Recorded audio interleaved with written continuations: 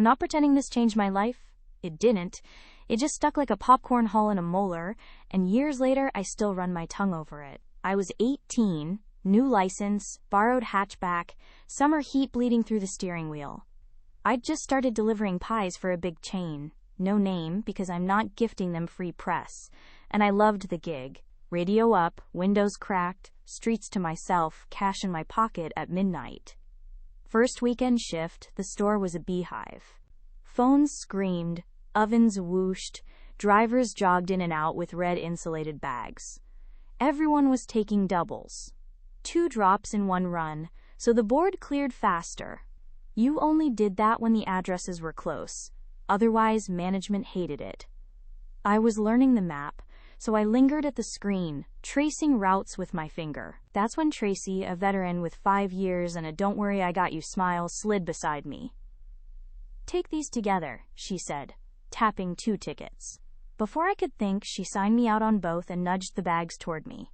I hesitated, then told myself she knew better. Seniority means wisdom, right? I loaded up, hopped in the hatchback, and pulled into the night. Headlights washing the asphalt like stage lights before the act. First address looked harmless on the screen. In real space, it was 30 minutes of stoplights and cul-de-sacs. I dropped a pepperoni to a guy in socks, smiled, and hurried back to the car. The second ticket finally loaded on my phone, and my stomach dipped. It was 30 minutes again, opposite direction, beyond the river. That's not a double, that's a boomerang. I thought about calling the store. I didn't. Pride's loud. I just drove.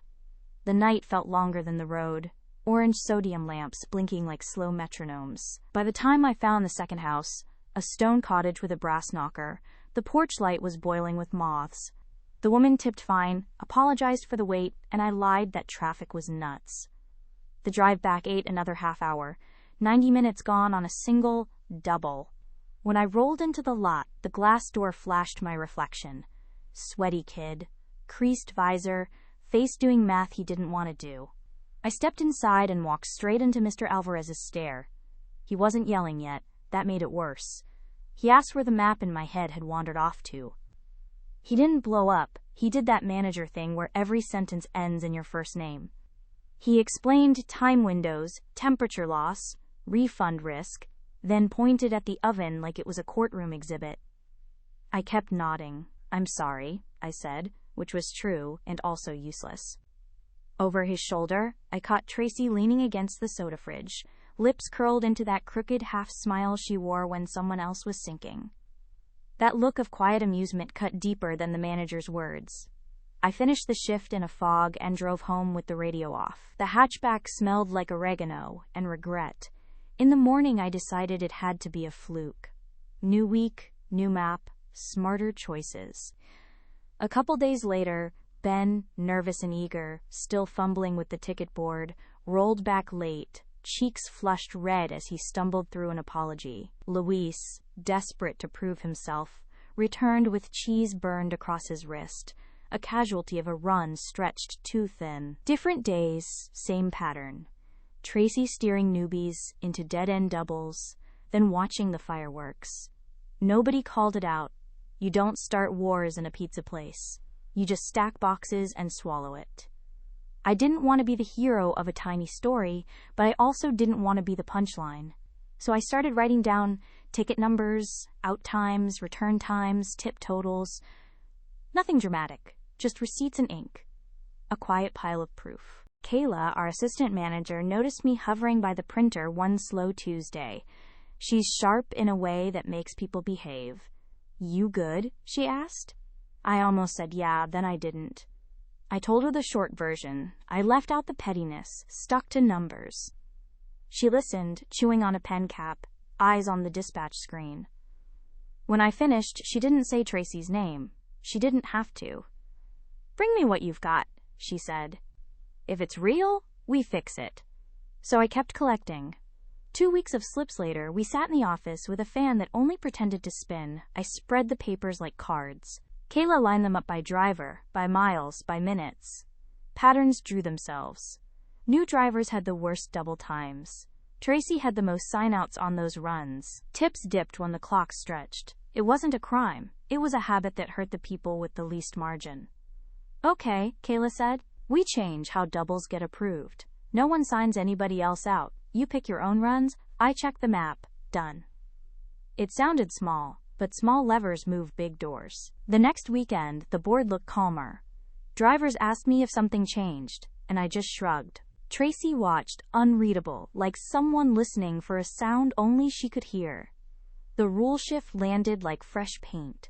Subtle, but the whole room smelled different. No more surprise 90-minute loops. No more rookies limping back with cold boxes and guilty faces. The store felt lighter.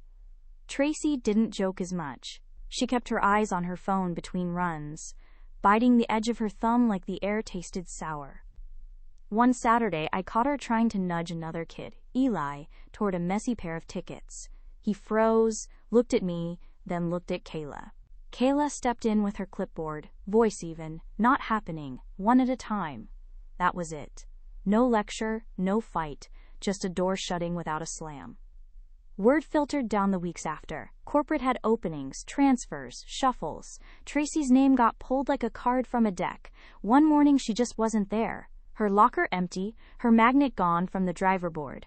Nobody held a farewell party. Nobody even said her name that night. The oven still roared, phones still screamed, and the board cleared like always. I never saw her again.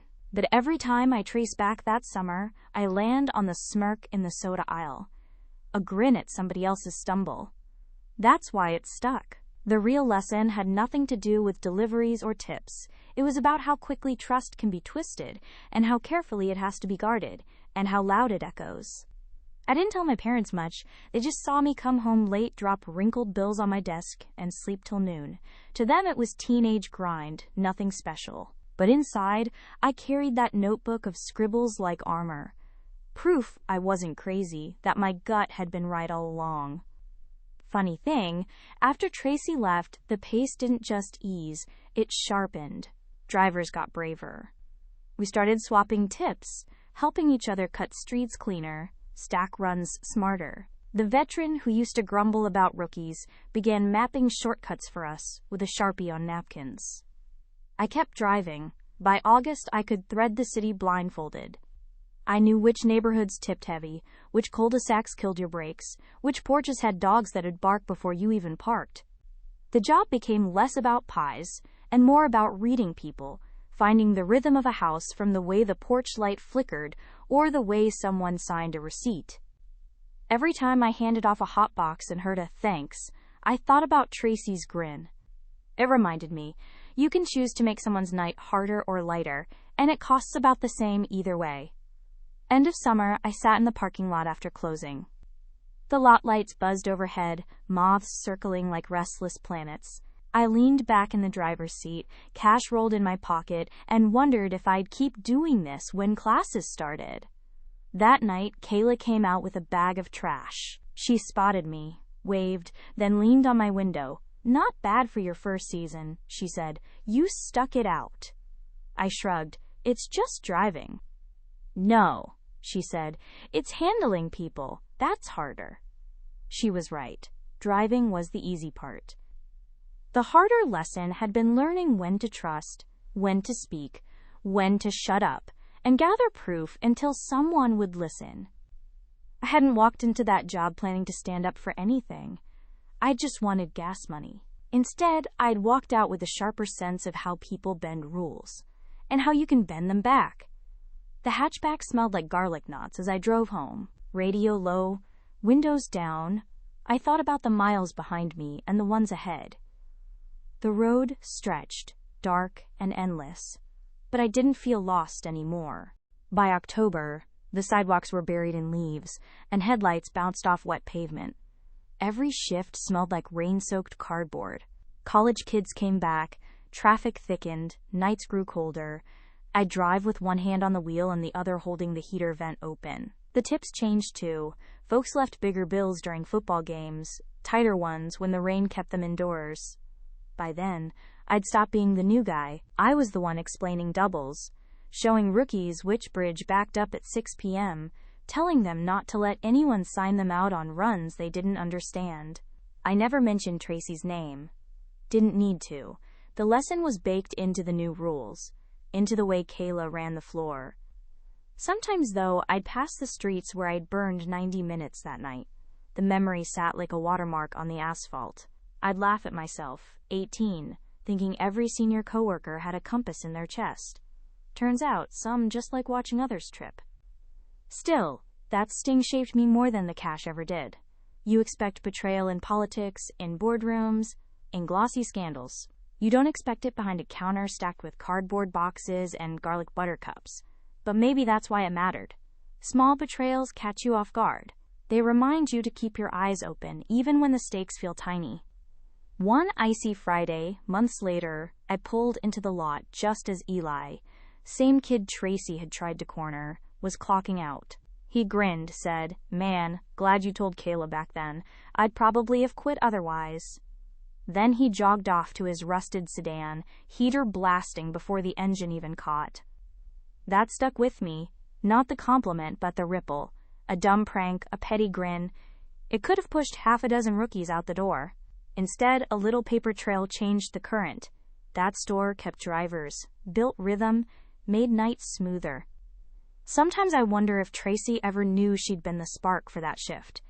Maybe she shrugged it off, started fresh somewhere else. Or maybe she never connected the dots, never realized the grin in the soda aisle got her shipped out.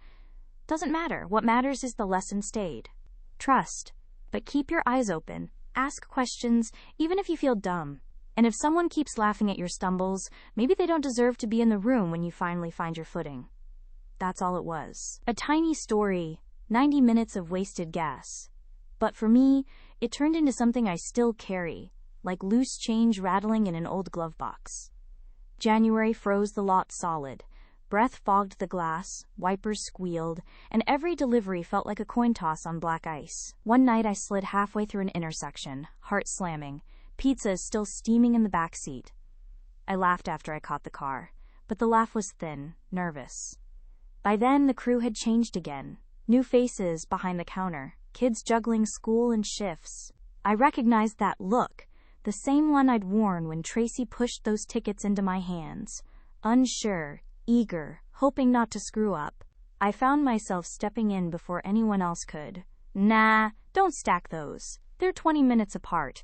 Do one, come back for the other." It wasn't hero stuff. It was habit, like flipping the light before walking down a dark basement. Nobody gave me a medal. But some nights, when a rookie shot me a grateful smile, I thought about how close I'd come to quitting that first weekend, and how different the story would be if I had. The store was just a job. Grease, ovens, endless rushes. Yet tucked in all that noise was a thread about trust, about choosing whether to trip someone or steady them. I carried that thread long after the apron was folded away. Years later, I drove past the old strip mall where that store used to sit. The sign was gone, windows black, another franchise moved in. For a second, I saw it like it was steam on the glass, drivers dashing to cars. In my memory, the whole store hums with noise, and somewhere in the corner is her sharp little smile, slicing through it all. I parked, just to look. The lot was empty, cracked with weeds pushing through. I remembered Kayla with her clipboard, Eli jogging to his sedan, the notebook of slips I'd tucked under my mattress. None of it earth-shaking. But together it built something sturdier than the building still standing there. It reminded me how quickly things turn. A prank here, a choice there, and suddenly the whole current of a place bends. Tracy didn't wreck my life. She didn't need to. Her little trick was enough to show me how people test others, and how you decide whether to pass or fail that test. I started the car again, pulled onto the road, and let the memory dissolve in the rear view. Funny how a simple delivery job could stick harder than classes, parties, or all the noise of that age. It was small, but it was mine. And sometimes that's what lasts. I never wrote any of this down back then, except for the receipts. Didn't think it mattered. Years blur fast. College, new jobs, new cities. Yet sometimes, in random moments, it flashes back. Like when a boss pushes some rookie into a bad project just to watch him drown. Or when someone in a group laughs at another's mistake instead of lending a hand. That smirk shows up everywhere, on different faces, and every time I see it, I feel my hands on that steering wheel, sweat sticking to the vinyl, headlights stretching into endless night. It's the same lesson replayed. Not everyone in the room wants you to win. But here's the thing. You don't need to match their grin with teeth. Sometimes all it takes is proof, patience, and the right ally, like Kayla with her clipboard, cutting through the noise without raising her voice. That's the part one. Try to keep alive. Life gives you bigger battles than cold pizza. Still, that first one taught me how to notice the small games people play, and how those games ripple out. A shift, a store rule, a transfer, and suddenly a whole space feels different. That's not nothing. That's how places change. Funny enough, I don't even remember what the pies were that night. Pepperoni, maybe? Sausage? Doesn't matter. What I remember is the drive. The long, lonely 30-minute stretch. The streetlights blinking like metronomes, the pit in my stomach growing with every mile. That memory stamped deeper than any flavor. It was the kind of night you can laugh about later, once the sting fades, only the sting never fully did. It's not regret, exactly. More like a reminder etched into muscle. Whenever I second-guess myself now, I think about that hesitation at the screen, tickets in Tracy's hand. Me telling myself, she knows better. I don't beat myself up over it anymore. I was 18. Naive, eager to please, worried about looking dumb. Most people are at that age. What matters is what you do after the stumble. Do you keep letting people steer you? Or do you take the wheel for yourself? That's why I keep telling this story, even though it sounds small. Because small moments shape you. They whisper at the crossroads years later. And if you listen close enough, they save you from driving 90 minutes the wrong way again. There's a stretch of highway outside my hometown that still feels like that night. Long, flat, lined with lamps spaced just far enough apart to make you feel alone between them. Whenever I drive it, I get that same knot in my chest, like I'm back in the hatchback with a cooling pizza bag on the passenger seat. I sometimes wonder if Tracy even remembers me. Probably not. To her, it was just a prank, something to kill boredom on a busy night. To me, it was the first time I realized some folks feed off others. Mistakes. The pies were just the stage props. What stayed with me was the script. Someone bending the rules for their amusement while I carried the weight. That summer shaped the way I saw jobs after that. Offices, warehouses, classrooms. It's always the same story. There are Tracys in every place. People who poke holes in your boat just to see if you can swim. The trick isn't avoiding them. You can't. The trick is learning not to hand them the paddle. Looking back, I'm grateful in a weird way. Without her, maybe I wouldn't have learned so early. Maybe I'd have wasted years trusting the wrong voices, mistaking smirks for guidance. Instead, I learned fast. Doubt is healthy, proof is power, and silence isn't weakness when you're gathering both. By the time winter ended, I was a different driver. Confident, faster, sharper. The store had its rhythm. Rookies rotated in, veterans rotated out, and life kept spinning. But every time a new kid walked in, with wide eyes and nervous hands, I felt that old twinge. I remembered being shoved into a trap and walking right into it. So I tried to be the opposite. I'd explain the quirks of the map, warn them about the bridge traffic, point out the houses that never tipped. Sometimes they listened, sometimes they didn't, but at least they knew someone was looking out for them.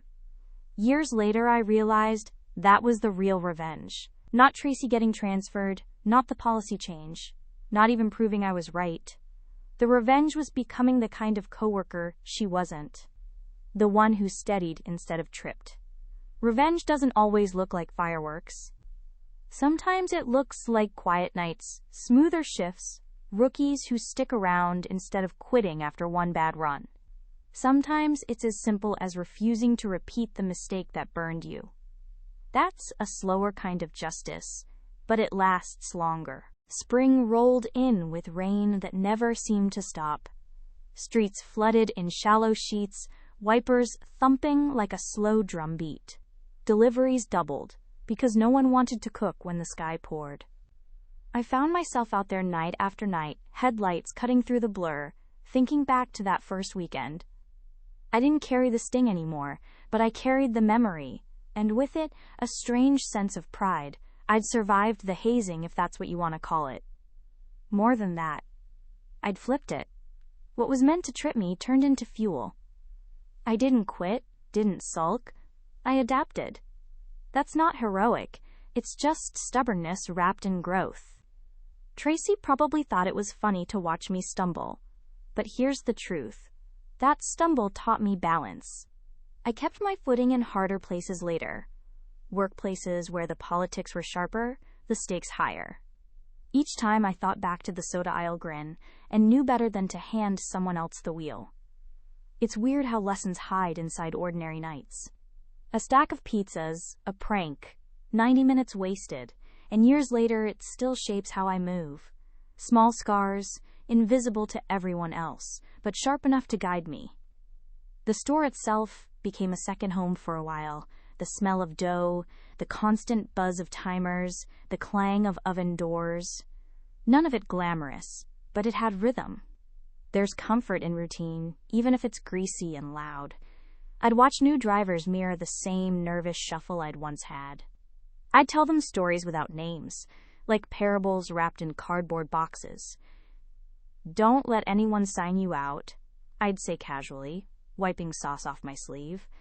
They'd nod, not fully understanding yet, but the seed was planted. Some nights, after the rush died, we'd sit on overturned buckets in the back and talk. Music, cars, stupid jokes. Nobody mentioned Tracy. She was like a ghost, part of the walls, part of the past.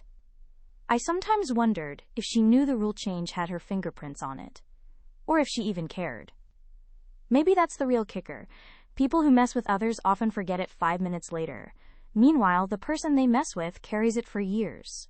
But in carrying it, you can choose what it becomes, a burden or a lesson. I picked lesson, and I don't regret that choice. A year later, the heat returned. Steamy nights, asphalt sticky under tires, the same smell of melted cheese drifting through the car, only I wasn't the same kid anymore. The air smelled the same, hot pavement, melted cheese, motor oil, but I wasn't the same kid. I knew every shortcut now, every regular's order, every trick to squeeze one more delivery into an hour. I'd gone from rookie to someone others leaned on. One Saturday, a new guy, Sam, skinny, wide-eyed, nearly grabbed 2 slips off the board that were way too far apart. My chest tightened, like déjà vu. I stopped him. "Don't. Those'll eat your whole shift. Take this one first, I'll cover the other." He looked at me, half grateful, half confused. I just shrugged. That was it? No big speech, no clipboard meeting. Just one kid saving another from a trap. And in that moment, I felt the full circle close. Tracy had left me standing in the storm. I'd turned around and built an umbrella. Maybe that's corny, but it felt like winning. I drove that night with the windows down, music loud, thinking about how different things could have been. One small decision, one prank, and my path bent. Sometimes life doesn't hand you grand battles. Sometimes it gives you small ones, sharp enough to shape your edges. After that, I never worried about being the new guy again, not in any job. Because I knew what it felt like to be on the bottom rung, carrying boxes for people who didn't care if you slipped. And I knew how much one steady hand could matter. I carried that mindset into every gig, offices, warehouses, group projects, any place with hierarchy. There's always a Tracy lurking, waiting to laugh when you mess up. But there's also always a chance to be Kayla, or just another driver who says, "Hey, don't take that route, it's a waste." Looking back, I'm glad it happened early. Better at 18 with pizza boxes than at 30 with bills, careers, and families on the line. The cost was 90 minutes, one angry lecture, and a bruised ego. Cheap tuition, really, for a lesson that still pays dividends. That's why the memory lingers.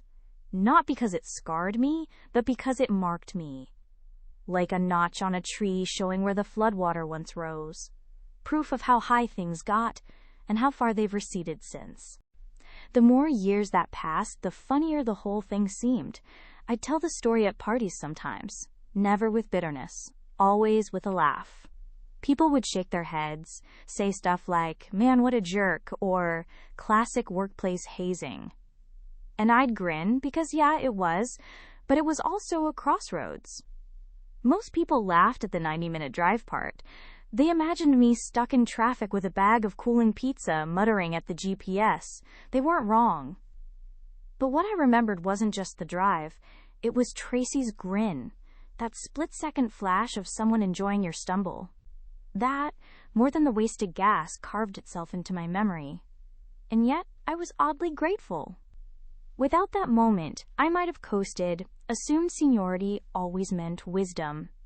Instead, I learned the hard way. Sometimes seniority just means longer practice at being petty. That lesson, bitter as it was, turned into a compass. It pointed me away from grins like hers and closer to people like Kayla. So yeah, it was pizza, just pizza. But behind it was something bigger. The realization that the world's full of Tracys, and the choice to not become one of them. I didn't keep in touch with anyone from that store. Life spun me into new circles, new jobs, new cities. But every now and then, I'd smell garlic bread drifting from a takeout box and feel myself right back there. Uniform damp with sweat, cash in my pocket, notebook of slips tucked safe at home. It was such a small part of my life, yet it shaped the lens I carried. Whenever I trained new hires later, whether it was stocking shelves, running registers, or managing teams, I remembered that smirk. I refused to let my people feel like walking targets. Mistakes? Sure, they'd happen, but laughs would be shared, not weaponized. That's the ripple effect nobody talks about. One prank sets off a chain, one grin spawns a counterchoice. The chain keeps moving long after the smirker's gone. Tracy's shadow stretched farther than she ever intended, but not in the way she'd planned. I wonder sometimes if she'd even recognize me now. Probably not. But if she asked, I'd thank her. Not for the prank, but for the clarity it gave me. Sometimes the clearest mirrors are the ugliest ones. As the years rolled on, the story softened around the edges. It stopped feeling like a wound and started feeling like folklore, a tiny parable tucked in my back pocket. Friends would share their own versions.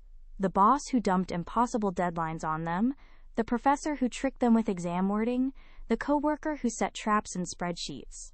Everyone had a Tracy, different faces, same grin. What set mine apart was how early it happened. 18's not an age for wisdom, but it's an age when lessons sink deep.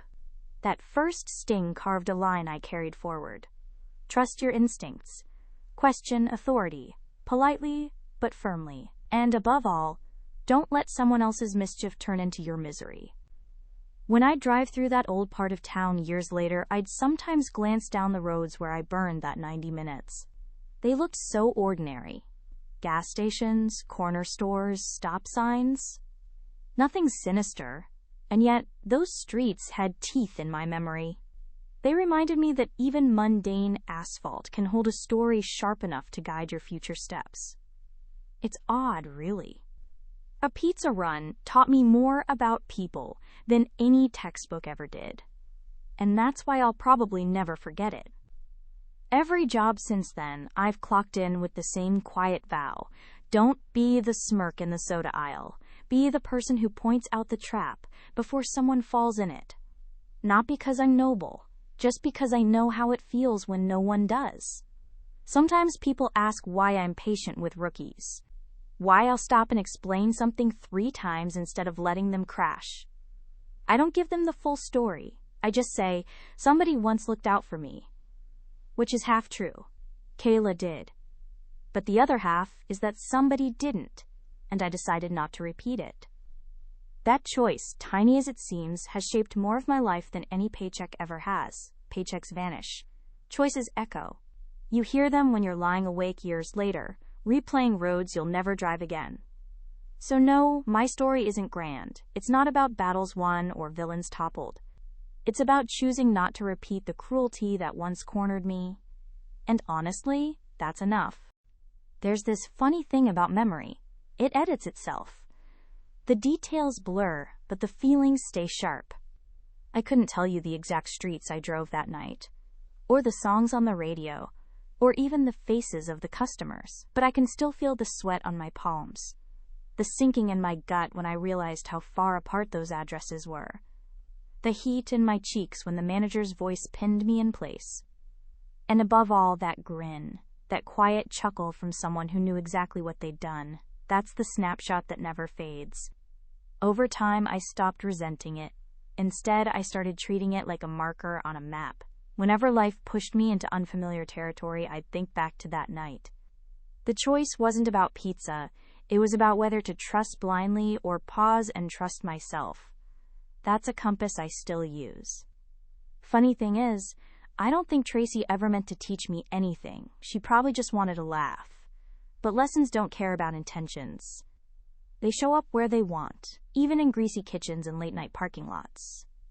I've heard people say jobs like that don't matter, that they're just stepping stones. Maybe they're right.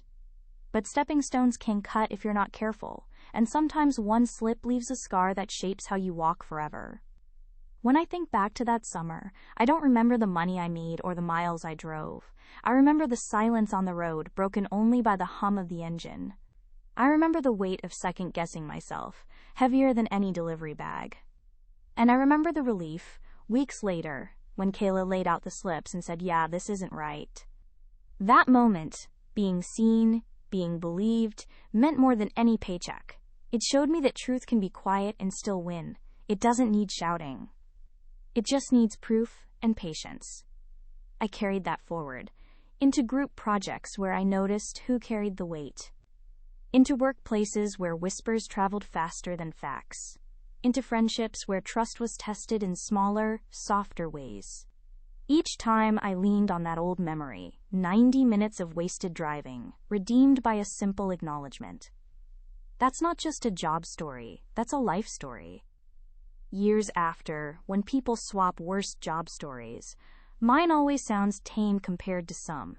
Nobody got hurt, nobody got fired, it was just time wasted, pride bruised. But the sting wasn't about the pizza. It was about trust. That's what bites. You expect strangers to test you. Customers yelling, cars cutting you off, life being unfair. That's normal. But when the test comes from someone standing right beside you, someone who should be helping, it cuts different. That's why it stuck. Sometimes I wonder what would have happened if I'd pushed back, told Tracy no. Maybe she'd have laughed, maybe she'd have shrugged, maybe I'd have gotten respect sooner. But maybe I needed to make the mistake, to feel the sting, to carry it with me. Some lessons only carve deep if you trip first. And when I think about it now, I don't feel like a victim. I feel like someone who got an early crash course in reading people. Like the universe charged me 90 minutes for a class one couldn't get in college. Not a bad deal, honestly. There's also something about driving alone at night that makes every memory heavier. The world shrinks to your headlights, and all you've got is the wheel and your thoughts. That night, with two addresses pulling me in opposite directions, it felt like a metaphor I didn't yet understand. Looking back, it was exactly that. Two paths, one right, one wrong, and me choosing based on someone else's word instead of my own judgment. I learned then that mistakes often start with silence, with not asking the question you should have asked. Ever since, I've tried to trust my gut a little more. Not recklessly. Just enough to stop handing the wheel to people who don't have to live with the consequences. It doesn't mean I don't listen. It just means I weigh advice against my own compass first. That shift alone has saved me from bigger traps than Tracy ever set. Jobs where shortcuts were actually cliffs. Friendships where grins masked sharper teeth. Deals that sounded sweet but reeked of vinegar. All avoided because I once drove 90 minutes in circles for lukewarm pizza. Sometimes I think about Eli, the kid who nearly got caught in the same trick. He probably doesn't even remember it now. To him, it was just a normal shift, maybe a lucky save. But to me, stopping him felt like closing a loop. Like I'd reached back through time and pulled my younger self out of that car before he wasted his night. That's the strange thing about small stories. They ripple forward. You don't realize it in the moment. But one warning, one rule change, one bit of proof, can echo for years in ways you'll never see. Eli kept his job, I gained a lesson, and maybe the store itself became a little less cruel. All because of one petty smirk. I don't romanticize it. It was dumb. Pointless. Childish. But sometimes dumb moments leave sharper marks than the big ones. Because they sneak up on you, they don't announce themselves with drama. They just slip in, bite quick, and stay. So yeah, my story isn't flashy. No courtroom drama, no betrayal of kingdoms. Just a kid, a car, and a grin that stuck like gum on the soul of my memory. But in its own small way, it changed me. What surprises me most, looking back, is how ordinary cruelty can be. It doesn't always roar. Sometimes it just smiles, signs a slip, and sends you the wrong way. That's it. Simple, subtle, and maybe that's why it hurts more. You don't see it coming until you're already lost. But ordinary kindness works the same way. Kayla with her clipboard, no yelling, just fixing. A rookie saying thanks on his way out the door. A driver sharing a shortcut with grease-stained hands. Those are small too, but they last. I've had bigger jobs since then. Higher stakes, scarier bosses. Yet when I need to remind myself what kind of person I want to be in those spaces, my brain doesn't play speeches or grand victories. It plays the sound of a ticket printer spitting paper, the glare of fluorescent lights, the weight of a delivery bag on my arm. It plays Tracy's smirk, then Kayla's quiet nod. Contrast sharp enough to live by. That's why I tell this story, not because it's dramatic, but because it's true. By the time I left that job, the story had already shifted into something else. It wasn't about Tracy anymore, or the wasted drive, or even the manager's glare. It was about what I carried out of there, an instinct sharper than before, a sense that trust had to be earned, not handed over just because someone had been around longer. I remember my last night clearly, summer air thick, ovens blasting heat like furnaces, the radio playing through blown-out speakers in the back.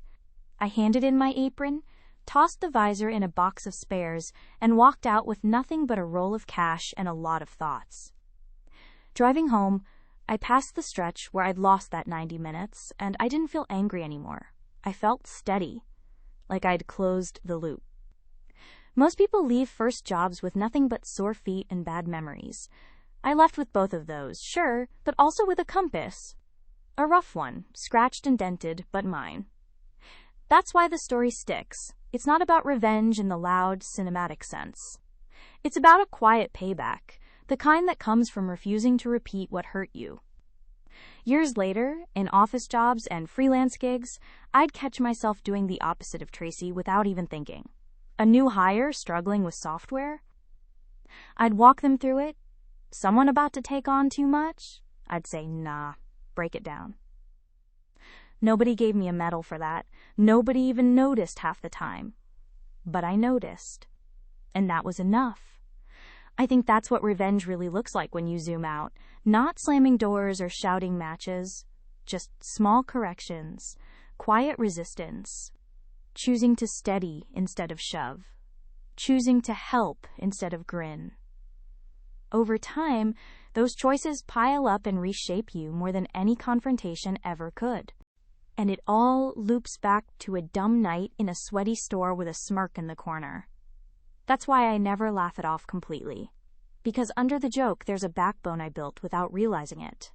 So no, my tale isn't flashy, but it's mine. And it proves that sometimes the smallest cuts leave the clearest scars, the ones you can actually use to navigate later. When people swap stories about revenge, they usually want fireworks, big payoffs, the villain exposed, the hero vindicated. My version's quieter, no courtroom, no dramatic showdown, just one transfer slip and a ripple that changed the whole rhythm of a store. Tracy vanished, but the space she left behind told its own story. The board was calmer. New hires lasted longer. Even the manager cracked fewer lectures because problems simply didn't flare up the same way anymore. That was the win. Subtle, but real. And honestly, that's what most revenge looks like in real life. Not a movie scene, but a shift in the air. Someone tries to trip you, and instead of falling, you learn to walk steadier. you teach others to avoid the same trap. And in the end, the one who set the snare fades out, while the lesson they accidentally gave you stays for years. That's what I carried, not bitterness, but clarity. A grin meant to sting became a compass. A wasted night became a guidepost. Small revenge, maybe, but powerful enough that I still drive straighter because of it. Sometimes, on long drives now, I'll catch myself looking in the mirror and smiling. Not the Tracy kind, not the cruel smirk, but the tired grin of someone who remembers where they came from. I'll think about that kid in the hatchback, sweating, lost, chewing himself out for not asking questions, and I'll think, you needed that night. Without it, maybe you'd still be silent in the wrong moments. I don't glamorize it. I don't think the universe sent me some cosmic lesson wrapped in a pizza box. Life's not that neat. But I do believe we shape meaning out of what happens, and that night gave me material to work with. I chose to turn it into a rule I still live by. Question, notice, adjust. It's simple, but it's enough. So yeah, my revenge story's small. A prank, a drive, a transfer. But it's stitched into me all the same. Proof that even the pettiest cruelty can backfire. Not because you strike back, but because you grow sharper than the person who set the trap. There's one last piece to this, and it's the part one don't usually say out loud. I don't hate Tracy. I never did. I don't think she was evil, just bored, maybe bitter, maybe tired of the grind and looking for some cheap entertainment. That doesn't excuse it, but it makes it human. And realizing that was another lesson. People aren't just villains or heroes. They're messy, flawed, sometimes careless. What mattered wasn't her smirk. It was what I did with it afterward. That's the thread that kept weaving through my life. Every time I felt the urge to cut someone down just because I could, I remembered the soda aisle. I remembered how small I felt, and I chose not to pass that forward. That, to me, is the real ending.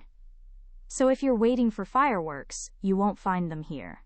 The big finale is just me, older now, driving down some long stretch of highway, window cracked, thinking about an 18-year-old kid who learned more from a petty prank than from half his classes, and smiling, not bitter, not triumphant, just steady. And maybe that's the truest kind of payback. Not the roar of victory, but the steady rhythm of a life steered straighter because of a petty mistake. So here it is, the whole tale, a job most people would forget, a prank that should have faded, a smirk that stuck. I turned it over in my head for years, not because it ruined me, but because it shaped me. That's the thing about small stories. They leave room for you to decide what they mean. For me, it meant this. Listen to your gut. Don't hand over your choices just because someone seems more experienced. Write things down, even if they feel trivial. Paper has a way of making the truth louder. And above all, don't be the smirk. Be the steady hand. That's not cinematic revenge. It's not the kind that makes headlines or sells tickets. But it's real. It's the kind that lingers, shaping how you move through rooms, how you treat people, how you carry yourself. And when I think about Tracy now, I don't see her grin. I see myself steering straighter because of it. So yeah, pizza, headlights, 90 minutes lost, but also a compass gained. And that's a trade I'll take every time.